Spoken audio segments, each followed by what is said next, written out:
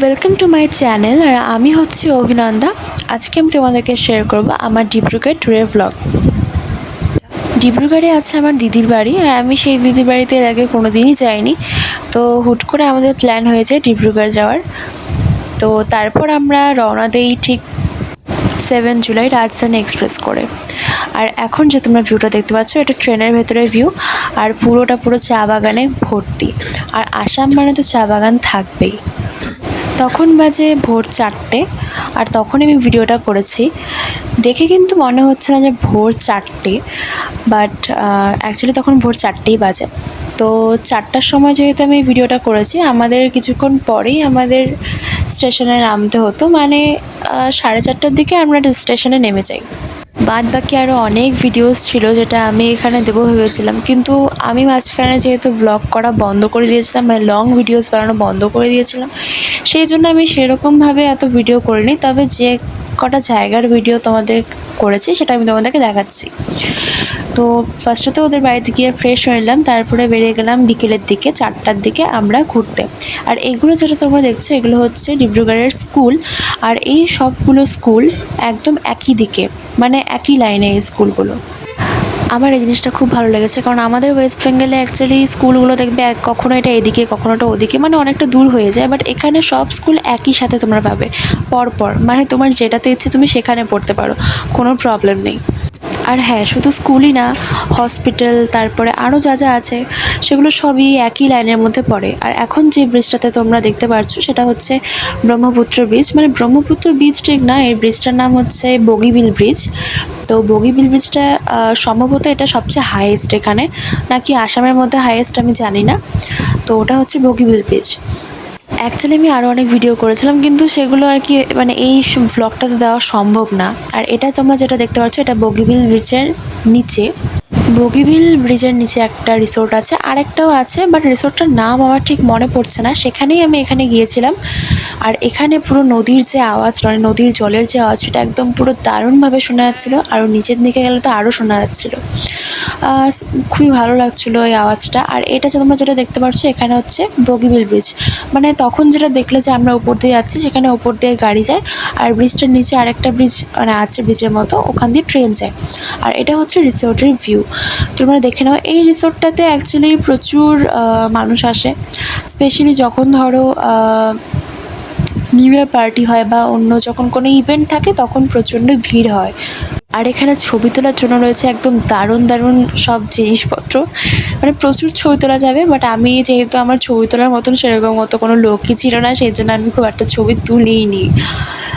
কারণ এটা আমার ফ্যামিলি ট্রিপ ছিল, আর ফ্যামিলি ট্রিপের মধ্যে আমি সেরকম কোনো মেম্বারকে নিইনি যারা মানে অত ভালো একটা ছবি তুলে দিতে পারবে। আর এখানে ডিব্রুগড় সিটিটা হচ্ছে পুরো চারিদিকে হচ্ছে তোমার পুরো ব্রহ্মপুত্র নদী, মানে এর চারপাশে ব্রহ্মপুত্র নদী, আর সিটিটা হচ্ছে মাঝখানে, মানে নদীটা উপরে আর সিটিটা হচ্ছে নিচে। আর নদী যদি দেখো, নদী দেখলে ওই দিকের যে পাড়, ওই দিকের পাড়ে কিছুই দেখা যায় না, মানে কিচ্ছু না, একটা কিচ্ছু দেখতে পারবে না তোমরা। আর এখানে সবচেয়ে বেশি রিস্কের ব্যাপারটা যেটা হচ্ছে, সেটা হচ্ছে এই বর্ষাকালে যখন খুব বৃষ্টি হয়, মানে তবু তো অনেকটা সেফটি মেনটেন করা হয়, বাট যদি খুব পুরো বৃষ্টি হয়ে যায় তাহলে বন্যা হয়ে গেলে পুরো মানে টাউনটাই পুরো যাবে। আর মানে এটা অ্যাকচুয়ালি ওখানকার লোকালরাই বলে, যাই হোক সেরকমটা হয় না। যদি কখনো হয় তাহলে এটা মানে একটু রিস্কি। আর এই নদীতে কিন্তু সারা বছরই জল থাকে, কখনোই জল শুকায় না, এটা তোমরা সবাই জানো, তাও আমি একবার বলেই দিলাম। অ্যাকচুয়ালি সিটিটার তুমি যেদিকেই যাও না কেন সেদিকেই নদী, আর নদীর ভিউটা আমার এত ভালো লাগে, মানে বলে বোঝানো যাবে না। যেখানেই যাও নদীর একটা দারুণ একটা আওয়াজ, খুব সুন্দর লাগে। এই ভিডিওটা করেছি আমি এই নদীর বাঁধের ওপরে যে একটা ছোট রাস্তা আছে, যেখানে সবাই ইভিনিং ওয়াক বা মর্নিং ওয়াক করে, তো আমি সেখানে এই ভিডিওটা করেছি। আমরাও ওই টাইমটাতে সেখানে গিয়েছিলাম। আর ওখানে একটা আই লাভ ডিব্রুগড় নামে একটা সেলফি বলে না, সেলফি জোন আছে, তো এই সেলফি জোন আছে। তারপরে আমরা চলে গিয়েছিলাম একটা রেস্টুরেন্টে, যেটা হচ্ছে মহামায়া রেস্টুরেন্ট। আমার জিজু সেখানে নিয়ে গেছিলো। এখানে আমরা ফ্যামিলি মিলে যাইনি, এখানে আমি আর ভাই গেছিলাম, আমার জিজু নিয়ে গেছিলো।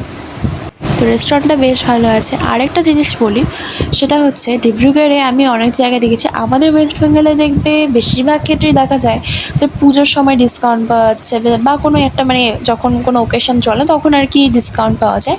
বাট এখানে এভরিথিং যা যা আছে, জামা কাপড় বলো, খাবার দাবার বলো, যা কিছু আছে সব কিছুতে ডিসকাউন্ট, মানে মানে কি বলি, সারা বছরই ডিসকাউন্ট চলে।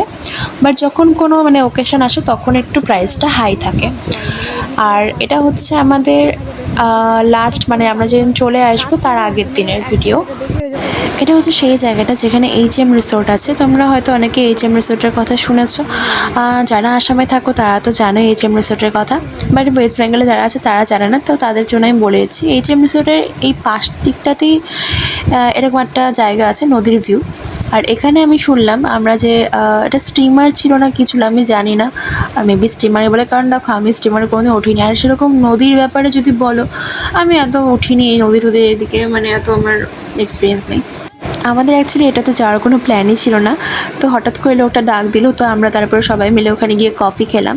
আর ভিউটা দারুণ ছিল, উঠে দারুণ লাগছিলো, আর সাথে স্টিমারটা একটু দুলছিল। যাই হোক, তো ওদের কাছে শুনলাম যে ওরা নাকি তোমরা এখানে আসতে পারো, ওরা অ্যাকচুয়ালি এখানে কোনো একটা নির্দিষ্ট দিন করে ওরা হচ্ছে পুরো নদীটা ওদিক থেকে ঘোরায়। আর নদীর মধ্যে রয়েছে অনেক ডলফিন যেটা লাফায়, মানে অনেক কিছু দেখার আছে আর কি। আর এটা দেখো সানসেটটা কি দারুণ লাগছে এই ভিউয়ের সাথে। এই সানসেটের ভিউতেই আমরা খেয়েছিলাম কফি, গরম গরম কফি। আর আমি একটা ভুল করেছিলাম, আমি হিল পরে গেছিলাম। অ্যাকচুয়ালি ভুল বলতে কি, আমি তো জানতামই না যে আমাদেরকে মানে এখানে নিয়ে যাওয়া হবে, এটা পুরোটাই সারপ্রাইজ ছিল। তো আমি হিল পরে যেহেতু গিয়েছিলাম, তো তখন আমার উঠতে বেশ প্রবলেম হচ্ছিলো। আগের মানে ভিডিওটাতে তোমরা দেখতে পারবে, আগের ভিডিওটাতে যে ওখানে ওঠার জন্য একটা কাঠের মতন জিনিস দেওয়া আছে, ওটা দিয়েই উঠতে হবে। তো যাই হোক, আমাকে ধরে ধরে অনেকেই উঠিয়ে দিয়েছিলো, তো সেই ক্ষেত্রে আমি উঠতে পেরেছি। রিসোর্টে তো গেছি, কিন্তু রিসোর্টের থেকে আমার এই জায়গাটা আরও বেশি ভালো লেগেছিলো, মানে খুবই ভালো লাগছিলো আমার এই জায়গাটা পার্সোনালি। আর এখানে বসে বসে নদীর একটা ভিউ দেখতে দেখতে, সানসেট দেখতে দেখতে কফি খাওয়া, মানে একটা দারুণ একটা ফিলিংস। আর সাথে যেটা বললাম যেটা খুব দুল ছিল, বেশ ভালোই লাগছিলো আমার। তারপরে এখান থেকে আমরা চলে যাই এইচএম রিসোর্টে। এইচএম রিসোর্টে গিয়ে আমরা সেরকম কোনো খাওয়া দাওয়া করি না, জাস্ট একটু আইসক্রিম নিই, কারণ আমরা আরেকটা জায়গায় যাব।